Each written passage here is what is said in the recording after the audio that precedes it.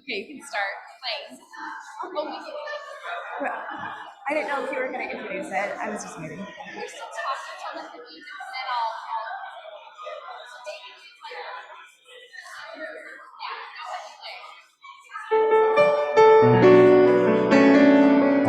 We're going to sing We Give Thanks. This side, you're going to follow me. We'll split you in the middle. And then the other side will follow Lynn. Here we go. Here we go. Here we give thanks for this precious day, for all gathered here, and those far away, for this time we share with love and care. We give thanks for this precious day. Oh, we give thanks for this precious day, for all gathered here, and those far away,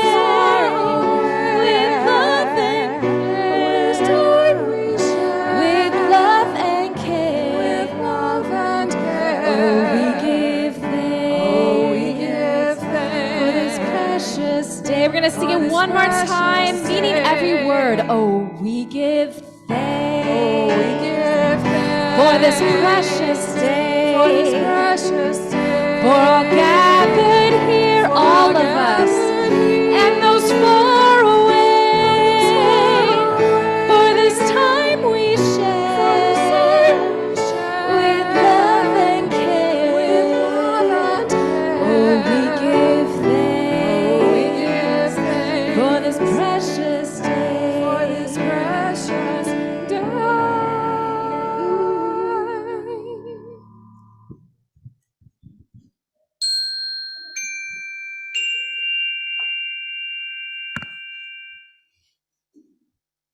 We come together this morning to remind one another to rest for a moment on the forming edge of our lives, to resist the headlong tumble into the next moment until we claim for ourselves awareness and gratitude, taking the time to look into one another's faces and see their communion, the reflection of our own eyes.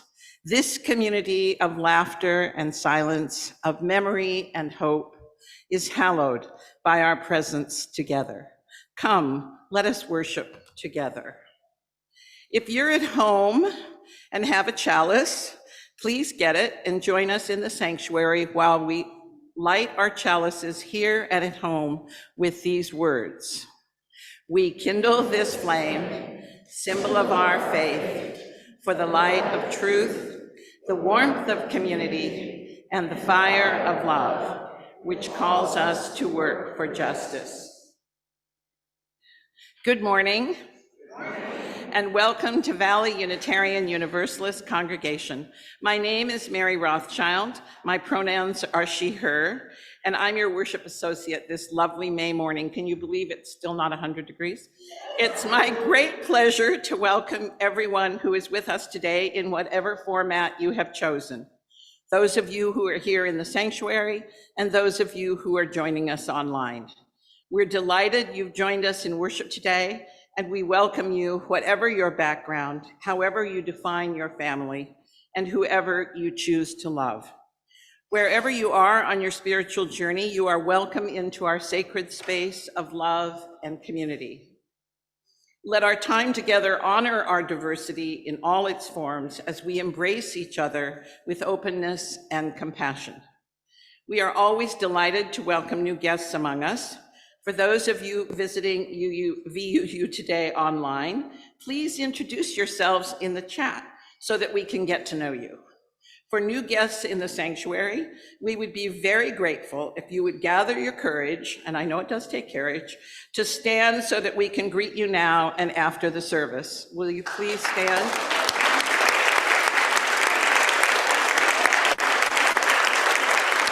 Thank you. Thank you very much. And now let's, all of us in the sanctuary and online, wave to each other and say hi. I don't know if the camera is right for, but we should, yeah, oh, good. Following the service today, there will be a candidate forum to meet the candidates for elected committees before our annual meeting, which is next Sunday. But for those of you attending in person and wanting to know more about Unitarian Universalism and Valley UU, there will be a welcome circle in the back of the sanctuary at the same time. So get a beverage and look for the welcome circle sign and join the discussion, or just stay and chat. We're friendly and excited to meet you. For those of you who are new to us on Zoom, please put your name in the chat so we can get to know you better and welcome you to our congregation. We're so glad all of you are here with us today in whichever form you've chosen. If you have a burden that you'd like to share with someone or just need a listening ear, a trained pastoral care associate will be available after the service right over here, both in person and online. Our pastoral care associate in the sanctuary today is Nancy Woomer. Nancy, there you go, who will be waiting at the very front of the sanctuary on your right immediately following the service. Alternatively, if you're attending this service online, Michael Woomer will be your pastoral care associate on Zoom. Just send him a private message in the chat and he will get in touch with you after the service.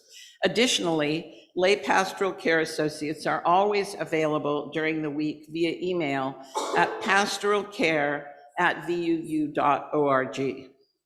For those of you here in the sanctuary, there is a quiet room on your right for use during the service for anyone at any age needing a break. And if there are children, I think all the kids have now left.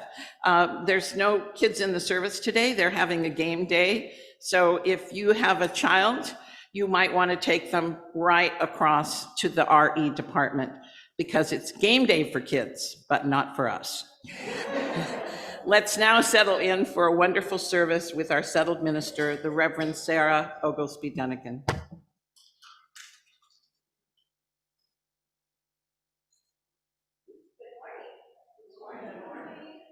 Try that again. Good morning.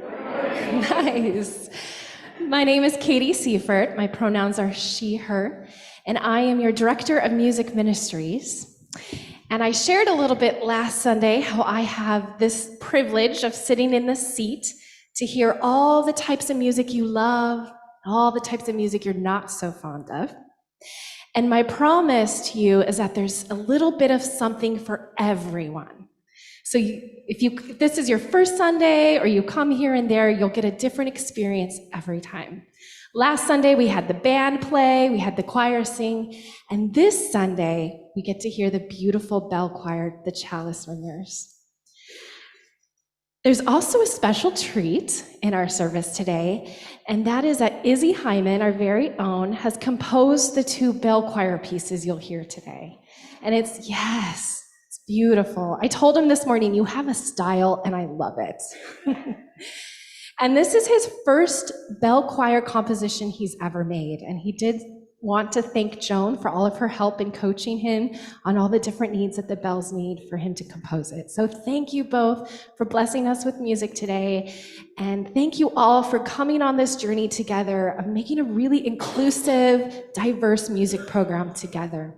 So let's join in singing, standing in body or in spirit. We're going to sing a traditional hymn for all that is our life. For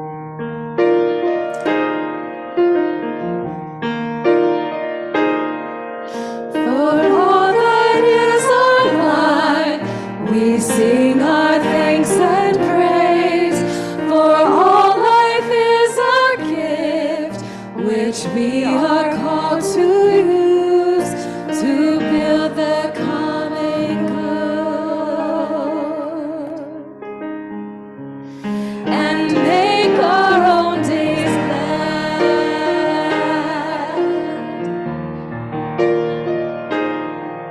For needs which others serve, for services we give, for work and its rewards, for hours of rest and love, we come with praise and thanks.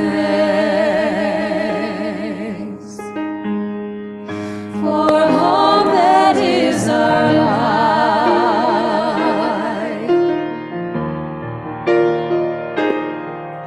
for sorrow we must bear, for failures, pains, and loss, for each new thing we learn, for fearful hearts that ask, we come with praise and thanks. For all that is our life,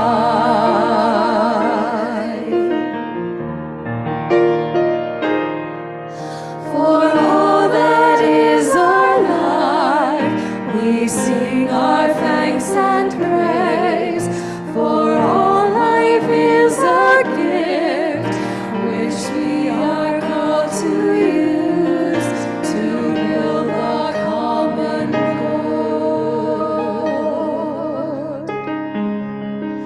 and make our own days glad.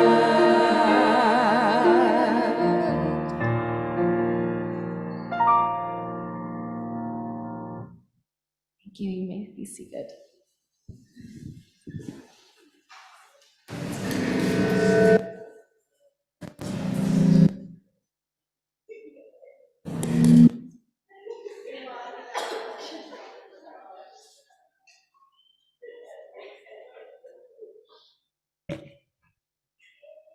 Just keep it off. It's fine. So we don't get to play games, but we still get to hang out with each other. That's all right, right? This is a time in our service when normally our kids are leaving the building and the energy has shifted a little bit. and we take some time to center and connect with what's in our hearts, what's on our minds, what's happening in the world around us, and to people we know and love. And of course, today is Memorial Day weekend. So I want to share with you, as some of you may know, that the first Memorial Day that many folks refer to as Memorial Day was started by former slaves on May 1st in 1865 in Charleston, South Carolina, to honor 257 dead Union soldiers who've been buried in a mass grave in a Confederate prison camp. They dug up the bodies and worked for 2 weeks to give them a proper burial as gratitude for fighting for their freedom. And then they held a parade of 10,000 people, led by 2,800 children, where they marched, sang, and celebrated. So today, we take a moment to remember those who have died in service to this country and to remind ourselves that democracy is still an unfolding project.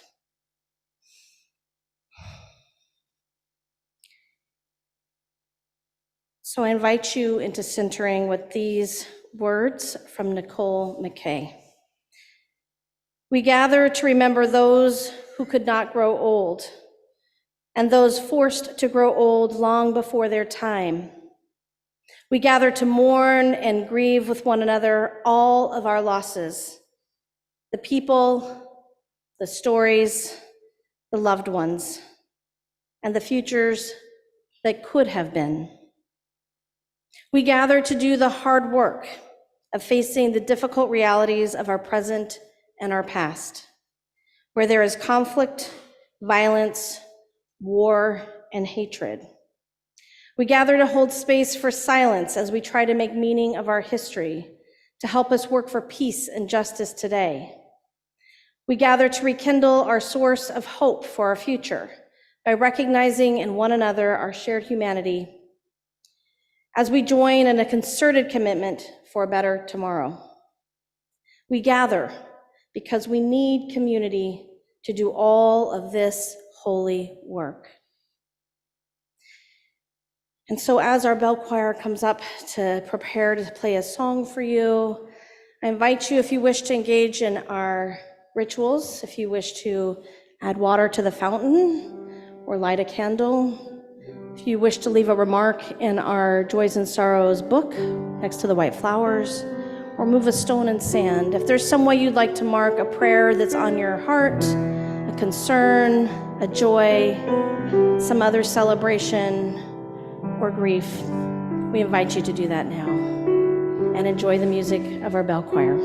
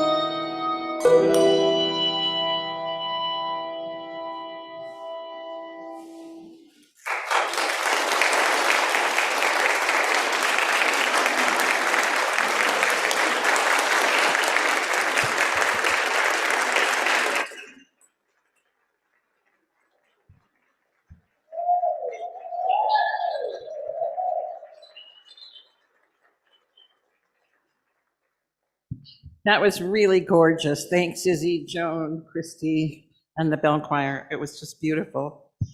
It's something we can be quite grateful for. Today, Reverend Sarah will be speaking about the importance of living with gratitude. And even thinking about this subject makes me happy, in fact. I believe in the importance of gratitude in my life, and I agree with the great UU theologian and senior minister at All Souls Unitarian Church in New York City, the Reverend Dr. Galen Gingrich's idea that a theology of gratitude will help all of us live better, happier, and more grateful lives.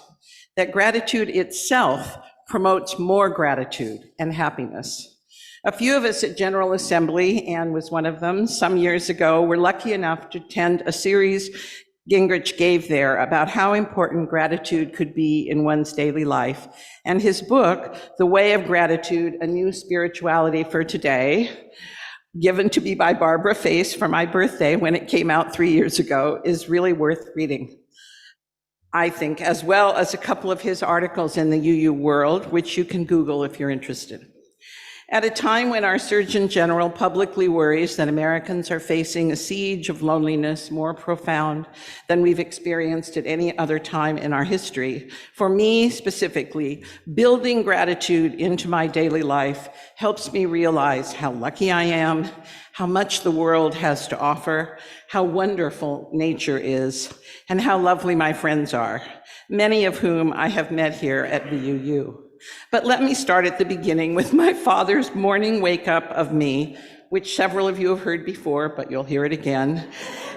As I was always the last to get up in my family, since my brothers had to feed calves in the morning before I got up, though I had to make everyone's lunches, my dad's, mine, and my 3 brothers, so I had chores to do too, but they weren't as early as my brothers, and they were inside the house.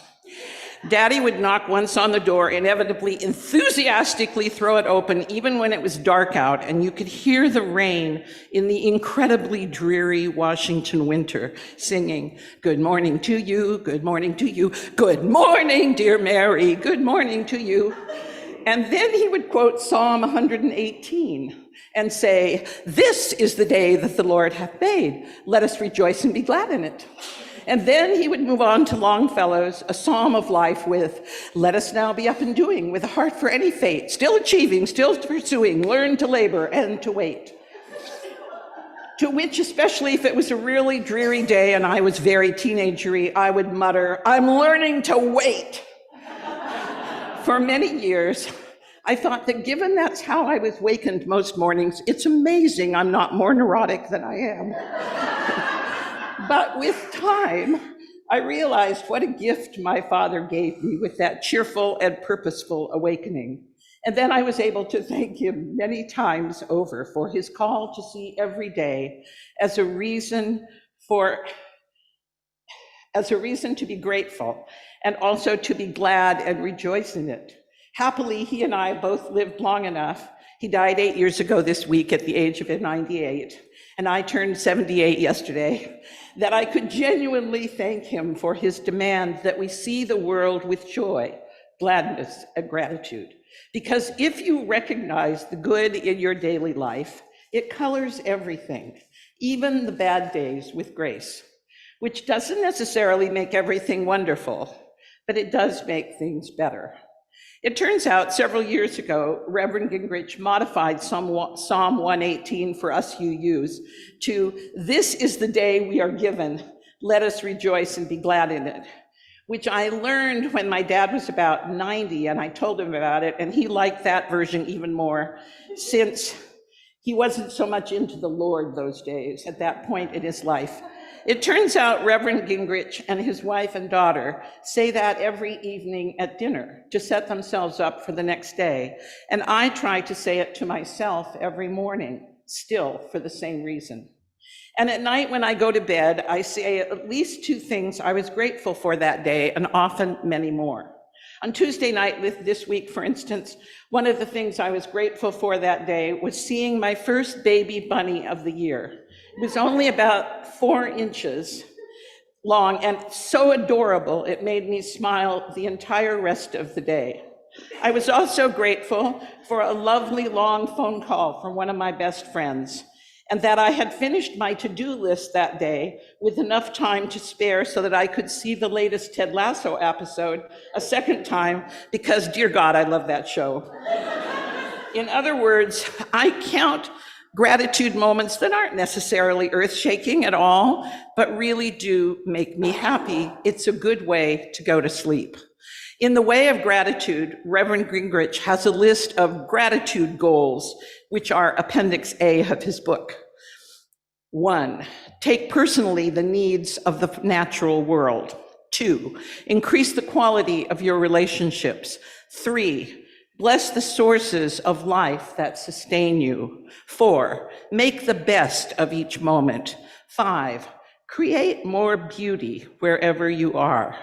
6, maximize human dignity. 7, advance the potential of the future. For my part, I think if we can be grateful on any given day for any of these goals, we will feel better about ourselves and the world will be a better place. And I will end also with some words of advice that I think fit very well with this and are good for all of us, from the late Mary Oliver, often called the poet laureate of Unitarian Universalism. She writes, instructions for living a life. Pay attention, be astonished, tell about it. I think this list, along with Reverend Gingrich's gratitude goals, are really good signposts for living a grateful life. I'm very excited to hear what Reverend Sarah has to say about gratitude, because gratitude suffuses my life. And one of the real things I'm most grateful for about is VUU and all of you who make my life so much better. Thank you.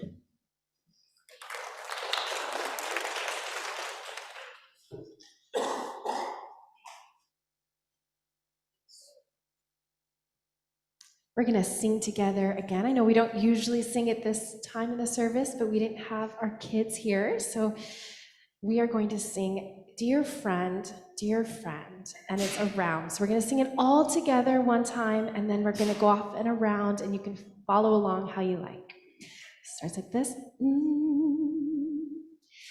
Dear friend, Let me tell you how I feel. You have given me such treasure. I love you so. Dear friend, let me tell you how I feel. You have given me such treasure. Let me tell you how I feel. You have given me such treasure. Let me tell you how I feel. You have given me such treasure. Let me tell you how I feel. You have given me such treasure. I love you so.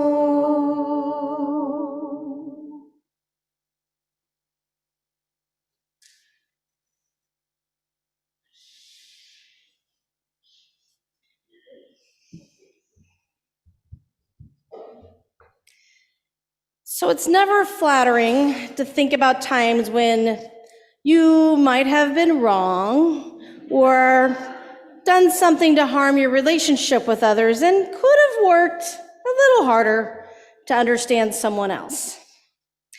One of those relationships where I find looking back that there is something I failed to see or understand is with my step-grandmother, Crete. She had a very strong personality and was known for her outspoken opinions. She never held back. And while this was mildly amusing and sometimes alarming at hockey games, especially when she offended a man twice her size with her game observations, in her personal life, it was a little harder to be the recipient of her assessments. As a young person, I was seldom the target of her incisive comments, but as an adult, I found it harder to avoid. Now, here are a couple things about me that I'm not really proud of, but are true nonetheless. I've never been very good at things like change of address forms and updating my relatives on my whereabouts. In addition, I am a terrible letter sender. I write great letters, y'all, but I just don't often get them in the mail. Also, I have moved more times than I'd like to admit as an adult. I've counted at least 20 domiciles, 13 cities, and 5 states since I turned 18.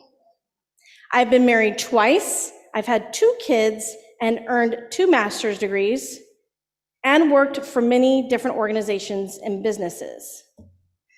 Exhausting, right? So one day in my late 30s, my grandmother decided she couldn't keep up anymore. And she sent me a note with actual handwritten fill-in-the-blank questions for things she really needed to know and was upset to have to ask. She wanted to know things like my last name and the last names of my spouse and my kids. And yeah, they're not the same, none of them. She wanted to know my job title, my phone number, and whether I went by Miss, Mrs., or Ms. I can't remember them all, but you get the idea.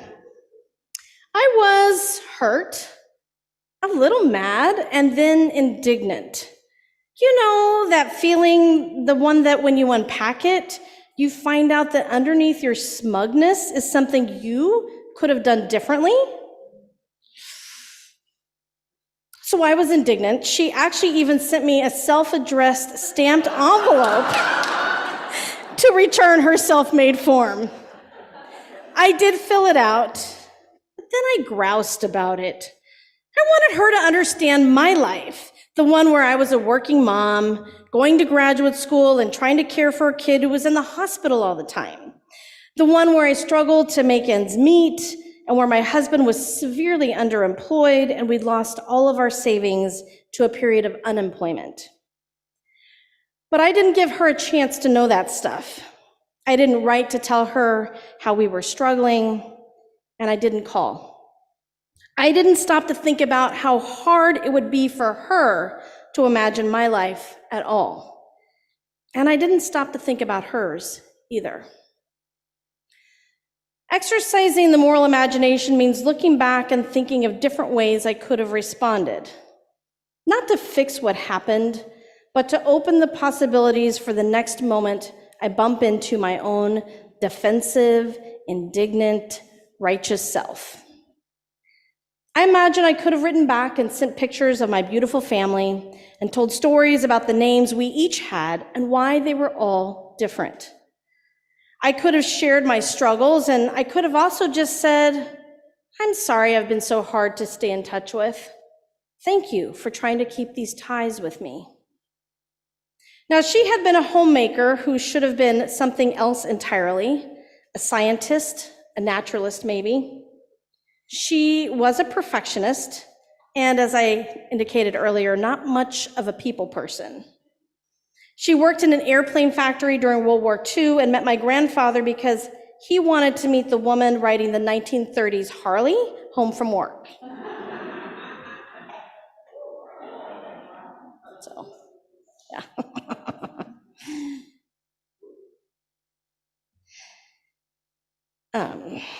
He shared his gas rations with her in order to get a ride. So he was a medical student and he had gas rations, so that's how he worked that deal. They never told us if he had to ride on the back or if she let him drive. I'm pretty sure I know the answer, but there's no pictures to tell. She lived in 2 houses her entire adult married life that I know of. There might have been a couple before that, but she lived in 2 states, Nebraska and Colorado. She was married to the same man for about 70 years and went by Mrs. H. Rodman in correspondence. She baked using the same recipes for decades and had signature desserts and meals that we often asked for.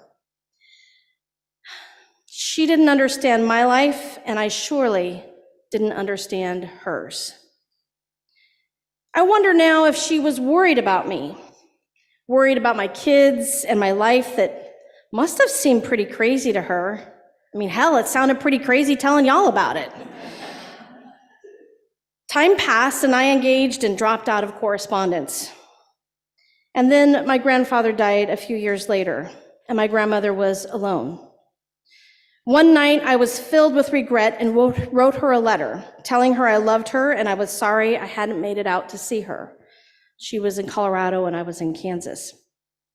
I felt deep gratitude remembering the many walks and hikes we went on together and her detailed lessons about the natural world she loved so much. The next morning, I found out she had passed away the night before. I didn't know how to feel about that, but I guess part of me hoped she had a sense of my love and my regrets. And the letter that I wrote has traveled with me for nearly a decade, unopened. Looking back, I can see my own defensiveness about a life that felt pretty out of control, a life where I was struggling to get by and was desperate for someone to see these challenges and acknowledge the difficulties, but I also wanted to be vindicated. I wanted to be excused for not keeping up with stuff like thank you notes and address changes and house cleaning and dentist appointments. Because see, my life is so full. I can also see that I wanted help, but I didn't have the courage to ask for it because I felt like it made me look incompetent. So instead, I made up a story about my grumpy, difficult grandmother and my family who didn't care enough to help. It made me feel self-righteous, and I had an excuse for not writing or visiting.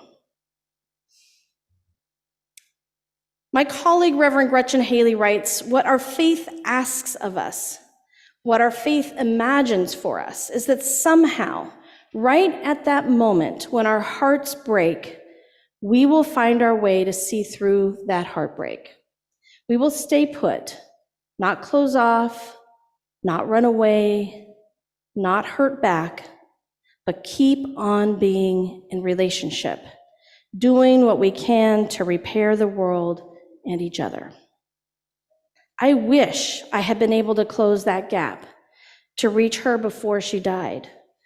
I was changed by this experience, however. My letter became a bridge, and even if I crossed it alone, I crossed it with love and gratitude. Nathan Walker defines the moral imagination as the ability to anticipate or project oneself into the middle of a moral dilemma or conflict and understand all points of view. And writer Robert Coles tells us that morality defines not only how we get along with the world and one another and the rules of life, it characterizes our very nature. Morality has to do with human connection. It has to do with the kind of connection that responds to others and in turn earns the caring response of others. If we are deprived of our morality, we're deprived of an essential part of ourselves. And when we develop our capacity to respond to each other in love, to imagine the inner life of someone else, to bridge the gap between us, we develop our moral imagination. Congregations, at their best, are places where we are invited to develop our moral imagination and to support each other's struggles while also practicing gratitude, compassion, and forgiveness.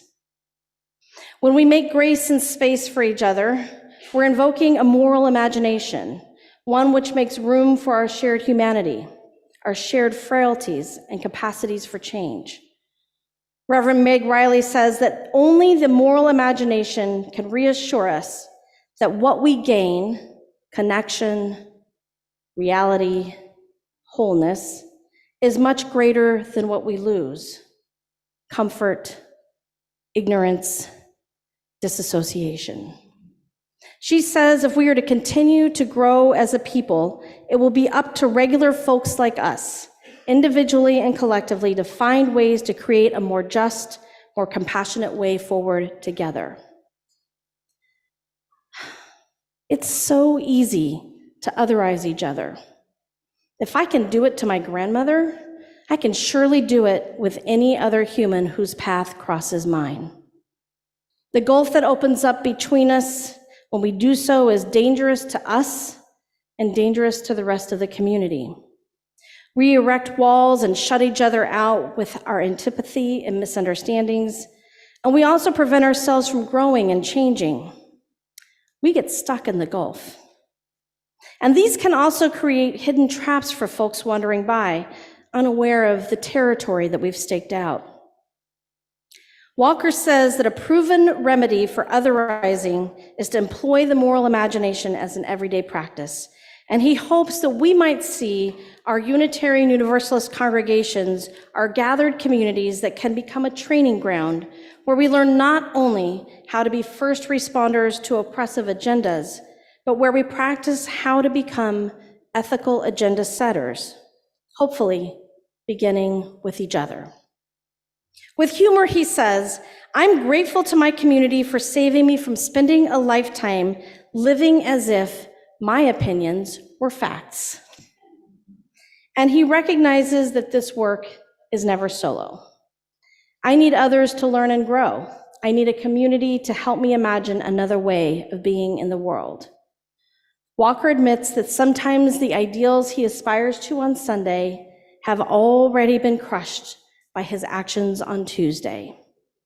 But with a community that loves us and holds us accountable, we can begin again. In congregations, we're invited to develop our capacity for leadership also. And Walker says that leaders who make a difference choose who they are being while deciding what they are doing. They also know how to lead by being. They lead by being kind and empathetic and understanding and creative. They spend an equal amount on training themselves how to use their very presence to transform rather than escalate conflicts. These leaders don't condemn people who haven't developed this capacity yet. They don't walk away or judge. They seek to understand and respond in life-giving ways. This is so much harder than it sounds, y'all. As Walker says, these leaders have a vision for using conflicts as opportunities for intimacy and mutual understanding. In our congregations, he asks us to look more closely at the way we are communicating. Are we gossiping and complaining, he asks? Are we arguing and dominating? He says the goal is not to colonize the mind of those with whom we disagree or to combat with our ideas and ideologies, but to transform our communities through constructive exchanges and meaningful discussion in which we are all changed. And importantly, he reminds us that truth is not a territory to stake out. Truth is a relational process of being intellectually honest with one another and being open to one another's insights. Individuals and groups can make truth by experimenting with the moral imagination. So we share our stories and we listen to each other. And then we engage in a larger story that includes all of these and all of us. We often realize we haven't lived up to this ideal, just as I described myself earlier. But that doesn't mean we should quit trying, because sometimes we will live up to it and move forward with each other and ourselves. Theologian James Luther Adam names the foundational covenantal nature of the universe as the love that will not let us go. The love that will not let us go. In not letting us go, this love asks us to write that letter of gratitude and asking forgiveness, to listen when we want to turn away, to share ourselves and our struggles, to make bold requests, and to find new ways to be in community. The love that will not let us go is grateful for the chance to be together and to be alive. So gratitude is an important building block in this work. When we develop gratitude as a practice that is not transactional and is instead something sacred and relational, it's something where we are able to move away from power structures where we owe someone into relationships where we offer ourselves to one another. Making space for grief, for deep friendship, for awe. These live in a more relational space, one in which grace is at play and gratitude changes us. We all are actually interdependent, and we often receive the kinds of gifts we might think of as grace, unearned, unexpected. In this setting, the giver is giving in response to their own gratitude for gifts that they received. And this is an infinite process of awareness and responsive action. We can experience a huge shift in the common good and an increase in access to well-being when we begin practicing gratitude together. This in turn leads to organizations and communities with the capacity to express gratitude publicly, freely, and frequently. We can begin to understand that we all receive and we all give. No one is only a taker or a maker. This shift from personal to public practice of gratitude, from me to we, is truly important. Practicing gratitude is practicing salvation in this life. It is saving ourselves and each other from systems that oppress and reduce our communal lives to transactions that are empty of feeling and commitment to one another. Gratitude reminds us that we are alive and that this is an ordinary miracle, both a fact and a mystery. Gratitude calls forth the deep ability to embrace the gift of who we are, that in the multi-billion-year history of the universe, each one of us has been born, can love, grows in awareness, and has a story. Life is a gift. Gratitude also reminds us that others bring giftedness too, that those whose paths cross ours have inherent giftedness or worth. They are also part of the love that won't let us go. I'm grateful for the grandmothers who loved me, despite the wide differences between our generations. I might not have remembered to send thank you notes for every tangible gift they sent me, but I hope that the life I'm living is its own expression of gratitude. As I enter my 50s, I too am becoming a grandmother, not literally, yet, and I acknowledge that my life is different than the lives of the generations following me. Translating these differences is a kind of holy work, learning to make room for new ways of being in the world and different ways of engaging the world around us. Gratitude is the bridge that carries us across these differences. May we choose and cultivate gratitude. May we develop organizations and communities which hold gratitude as a core value and practice. May we move with gratitude and care for one another and for the opportunity to be together, learning and growing and sharing the beauty and struggle that is life, that is being alive. Blessed be, amen. And thank you, each of you, for being on this journey with me and with each other.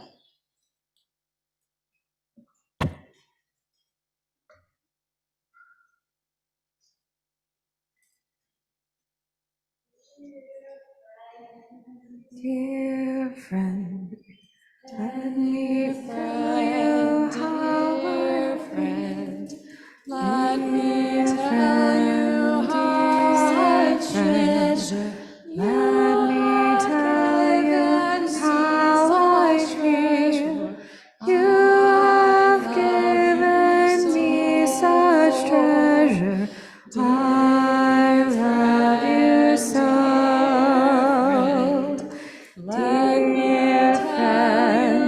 Dear friend, let me tell you how I feel.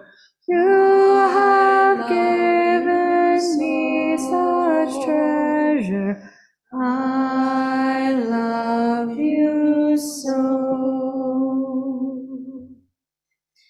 Every week in our congregation, we take up an offering. It's good to remind ourselves from time to time that the offering is symbolic as well as practical. We know that it is through pledges that we build our budget and fund our yearly programs and ministries of worship and religious education, pay our staff and professional religious leaders, and finance the comfort and beauty of our buildings. And we know that we could easily submit those pledge checks to the church at any convenient time. But we pass the plate during our worship service to make a community expression of thanks for the blessing of abundance, to visibly bring in the harvest at this most cherished hour of our week. Our offering says that the act of giving is an essential part of our spiritual well-being as anything else we do here on Sunday mornings. And I note that I am grateful to each of you for all that you bring to this community as volunteers, as participants, as leaders and recipients. Your generosity is the true spirit of this congregation. And I want to thank everyone who was able to pledge or even give a little more pledge money or extra funds this spring. As we continue to recover from COVID, these extra funds will help us build back toward a thriving congregation.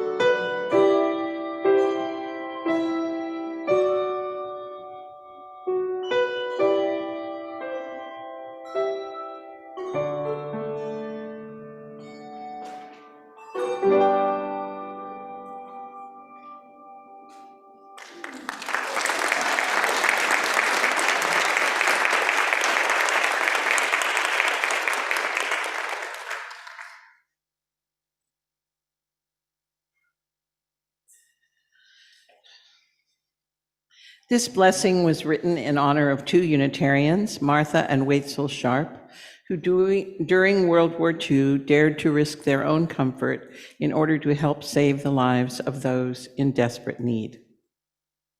We gather together. May we remember when you share with me what is most important to you, that is where listening begins. When I show you that I hear you, when I say your life matters, that is where compassion begins.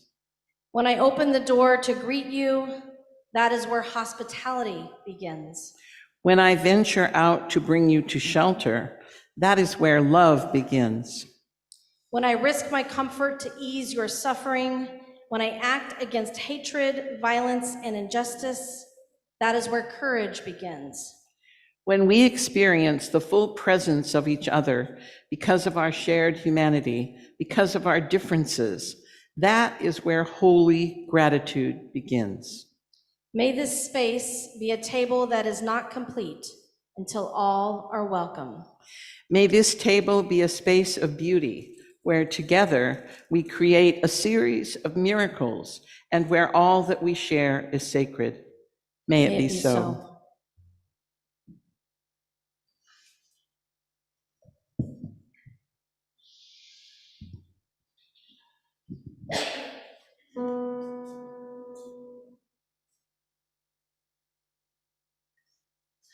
We shall be known by the company we keep, by the ones who circle round to tend these fires.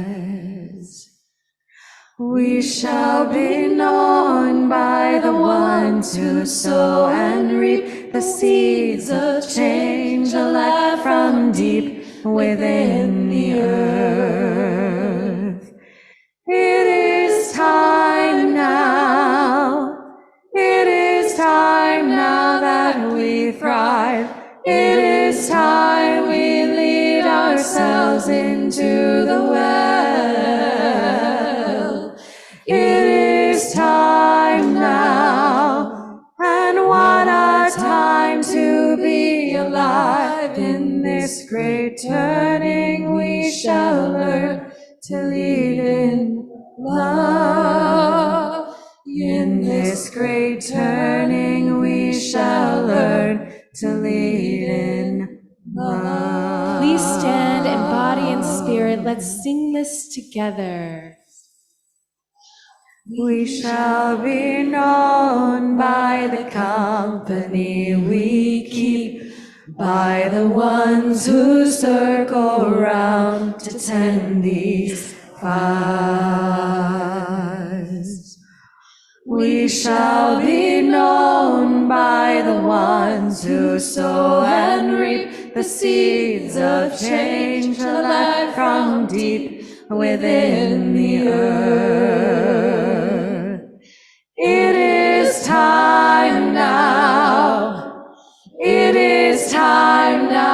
that we thrive. It is time we lead ourselves into the well.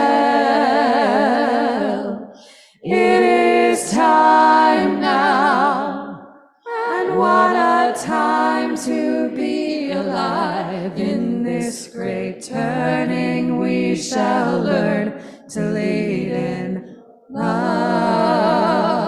In this great turning we shall learn to lead in love. One more time, let's sing this together. We shall be known by the company we keep, by the ones who circle around to tend these fires. We shall be known by the ones who sow and reap the seeds of change, alive from deep within the earth. It is time now. It is time now that we thrive. It is time we lead ourselves into the well. It is time now, and what a time to be alive. In this great turning we shall learn to lead in love. In this great turning we shall learn to lead in love. In this great turning we shall learn to lead in love.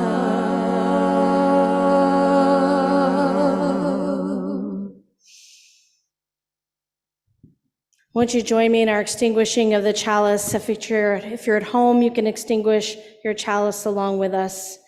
Though we extinguish the chalice, our connection to each other and this community remains.